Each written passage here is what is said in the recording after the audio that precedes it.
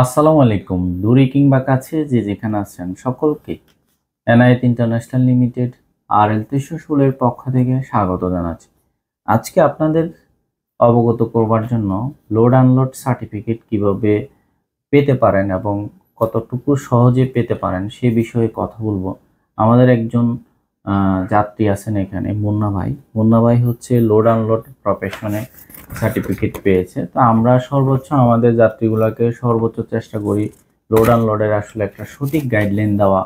এটা হচ্ছে মোটামুটি যাদের একটু পড়াশোনা আছে আপনারা কিন্তু একদম সহজেই হচ্ছে পাশ করে যেতে পারবেন।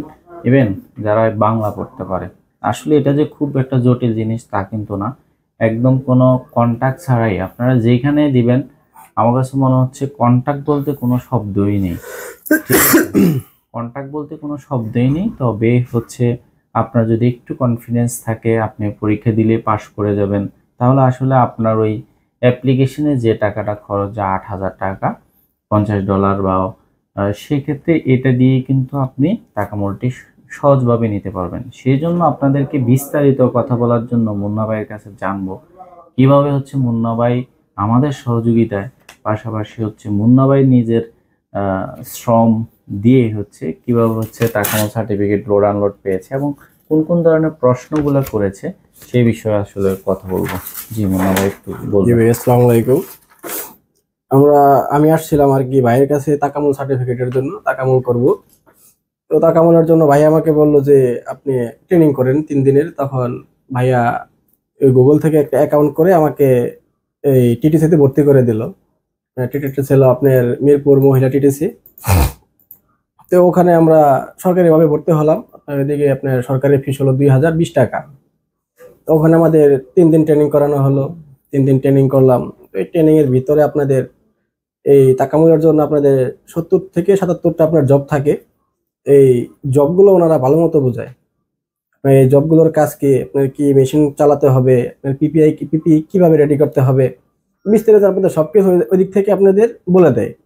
আপনাদের বলতে গেলে হয়তো আপনার 90% ওইদিকে কমপ্লিট হয়ে যায়, বাকি 10% আপনার কিছু বেসিক নলেজ থাকতে হয়। ঠিক আছে, যখন আপনার তাৎক্ষণিক আর কি কিছু জানতে হবে আপনার টুকটাক আশাই বিষয়।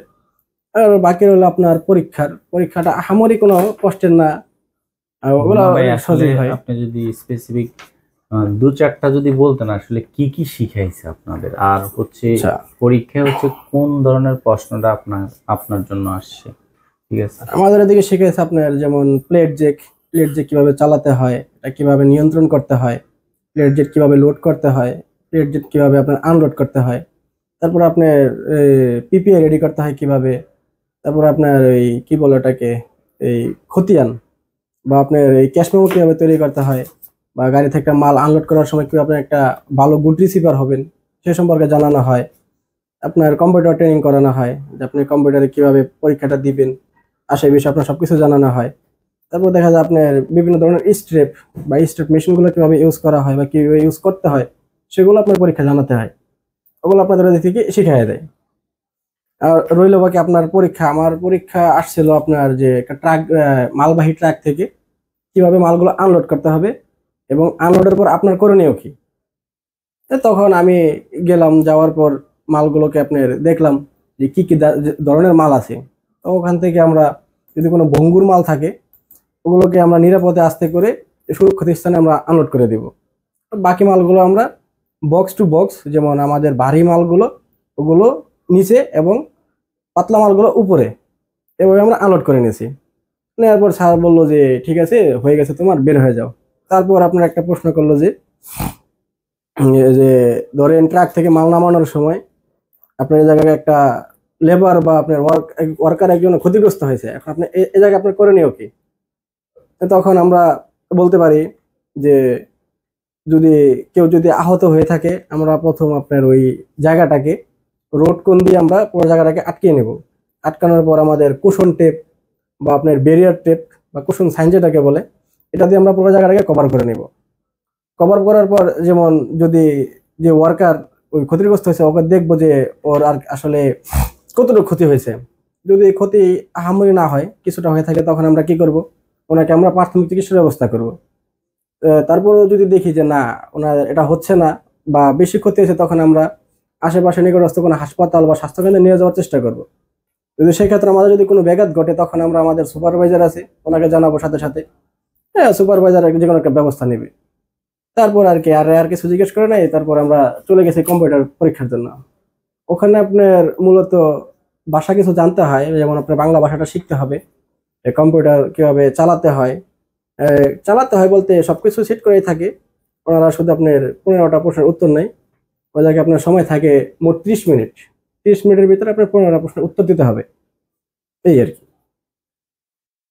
তো হচ্ছে মুন্না ভাইকে ধন্যবাদ। আসলে আপনারা মোটামুটি আমি মনে করি আপনারা বুঝতে পেরেছেন লোড আনলোডের হচ্ছে কোন ধরনের হচ্ছে প্রশ্ন আসতে পারে এবং কিভাবে হচ্ছে আপনি উত্তর দিতে পারবেন।